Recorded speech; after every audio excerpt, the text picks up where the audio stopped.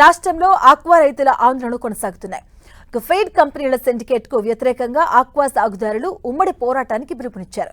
పెంచిన మేత ధరలకు నిరసనగా రేపు రాష్ట్ర వ్యాప్తంగా ఆక్వా పెట్టుబడులు పూర్తిగా నిలిపివేయాలంటూ నిర్ణయించారు రైతులు. ఈసారి రైతులకు మద్దతుగా ఆక్వా ఫీడ్ డీలర్స్ కూడా రంగంలోకి దిగడంతో ఉద్యమ తీవ్రత పెరుగుతుంది.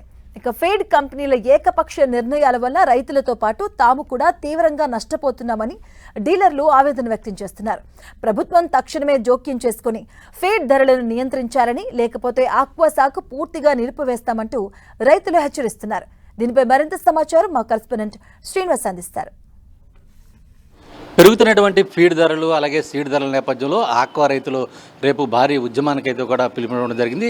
అయితే ఈ ఉద్యమంలో డీలర్లు కూడా భాగస్వాములు అవుతారని చెప్పి కూడా ఏపీ ఆక్వా రైతు సంఘం అధ్యక్షులు అయితే కూడా స్పష్టం చేశారు. అయితే ఈ నేపథ్యంలోనే ప్రస్తుతం మనం ఒక డీలర్ షాప్లో ఉన్నాం. ఏలూరు జిల్లాలో ఉన్నటువంటి గుండుగోలులోని డీలర్ షాప్లో ఉన్నాం. డీలర్ పరిస్థితి ఎలా ఉంది, రేపు జరిగేటువంటి బంద్కి డీలర్లు మద్దతు ఇస్తున్నారు లేదని కూడా ఒకసారి వాళ్ళని అడిగి తెలుస్తుందా. సరే చెప్పండి, అంటే మీరు ఎప్పటి నుంచో కూడా ఈ డీలర్షిప్ చేస్తున్నారు ఆక్వా రైతులకు సంబంధించి కూడా. ఆక్వా రైతులకు సంబంధించి ఉద్యమం జరుగుతుంది. రేపు భారీగా మొత్తం షాపులన్నీ బంద్ అంటున్నారు, పట్టుబడులన్నీ నిలిపేస్తామని చెప్తున్నారు. రైతుల ఉద్యమానికి మీ మద్దతు ఎలా ఉంది, ఏంటి అసలు? నేను 2018 నుంచి డీలర్షిప్లో ఉన్నానండి. అంతకుముందు కూడా రైతుగా ఉండేవాడిని. రైతు నుంచి డీలర్షిప్కి వచ్చాను.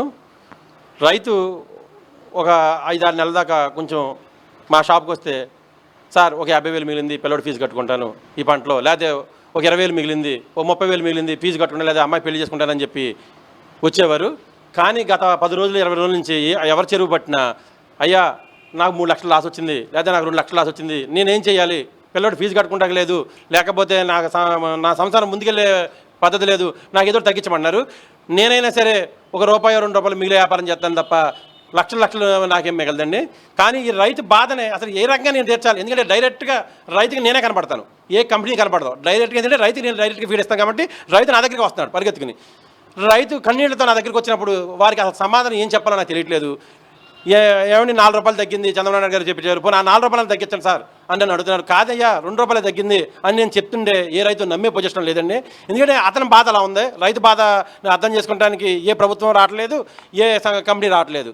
కానీ ఈరోజు రైతు అనేవాడిని సేవ్ చేయకపోతే కొన్నాళ్ళకే రైతు అప్పులు ఊబిలో కూరుకుపోయి మన ఈ 3 దేశంలోనే ఈస్టు వెస్ట్ కృష్ణ ఈ 3 జిల్లాలోనే అత్యధికంగా 65 నుంచి 70% కల్చర్ జరుగుతుందండి.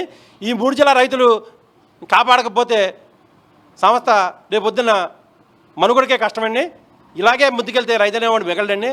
రైతును ఆదుకోవడానికి మేము 30వ తారీఖు స్వచ్ఛందంగా షాపులన్నీ మూసి ఏ పట్టుబడులు జరగకుండా అత్యవసర పరిస్థితుల్లో మాత్రమే పట్టండి అని రైతులు పిలుపునిచ్చి రైతుల తరపున నిలబడి సంఘీభావం ప్రకటిస్తున్నామండి. ఎవరైనా సరే రైతు మిగిలితేనే డీలర్ ఉంటాడు, రైతు లేకపోతే డీలర్ లేడండి. నేను ఒక రైతుగా మద్దతు ఇస్తున్నాను, ఒక డీలర్ కింద కూడా మద్దతు ఇస్తున్నానండి.